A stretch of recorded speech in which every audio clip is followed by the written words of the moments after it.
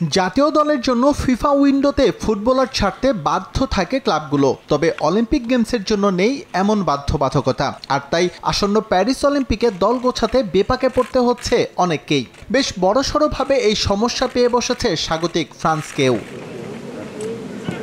40 বছর পর ফুটবলে অলিম্পিক স্বর্ণপদক জিততে কতটা উন্মুখ হয়ে আছে ফ্রান্স, তার আঁচ মেলে দেশটির প্রেসিডেন্ট এমানুয়েল ম্যাক্রোর তৎপরতায়। রাষ্ট্রপ্রধান হয়েও অলিম্পিক নিয়ে বেশ মাথা ঘামাচ্ছেন তিনি। বিশেষ করে কিলিয়ান এমবাপে খেলবেন কিনা তা নিয়ে এরই মধ্যে বিভিন্ন সময় উদ্বেগ দেখিয়েছেন ম্যাক্রো। তবে প্রেসিডেন্টের নানা তৎপরতা থাকলেও আপাতত অলিম্পিক নিয়ে কোনো চিন্তা নেই এমবাপের, তা স্পষ্ট ভাষায় কদিন আগে জানিয়েছিলেন ফ্রেঞ্চ ফরওয়ার্ড। কিন্তু নাছোড়বান্দা ম্যাক্রো হাল ছাড়ার পাত্র নন মোটেও। এবার তিনি গিয়ে শরণাপন্ন হয়েছেন এমবাপের বাবার। তার সঙ্গে কথা বলে নিশ্চয়তা নিয়ে এসেছেন ফরাসি তারকার অলিম্পিকে খেলার।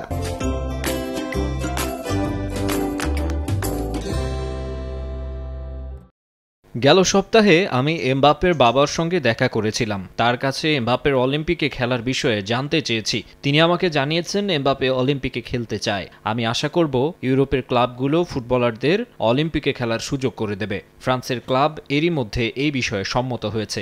এটাই অলিম্পিক স্পিরিট। ফ্রান্সের ক্লাবগুলো ফুটবলার ছাড়তে সম্মত হলেও ইপিএল কিংবা লা লিগার পক্ষ থেকে নেই এমন কোনো নিশ্চয়তা। গুঞ্জন সত্যি হলে 1 জুলাই থেকে কিলিয়ান এমবাপে হয়ে যাবেন রিয়াল মাদ্রিদের। তাই ফ্রেঞ্চ তারকাকে ঘিরে উদ্বেগ কাটছেই না। কারণ মার্কা সংবাদ প্রকাশ করেছে রিয়াল তাদের ইন্টারন্যাশনাল রিক্রুট কোনো ফুটবলারকে ছাড়বে না। এ বিষয়ে ফ্রেঞ্চ ফুটবলকে অফিসিয়াল চিঠিও দিয়েছে মাদ্রিদ কর্তৃপক্ষ। স্প্যানিশ গণমাধ্যমের খবর সত্য হলে এটা নিশ্চিত আসন্ন প্যারিস অলিম্পিকে দেখা যাবে না কিলিয়ান এমবাপেকে।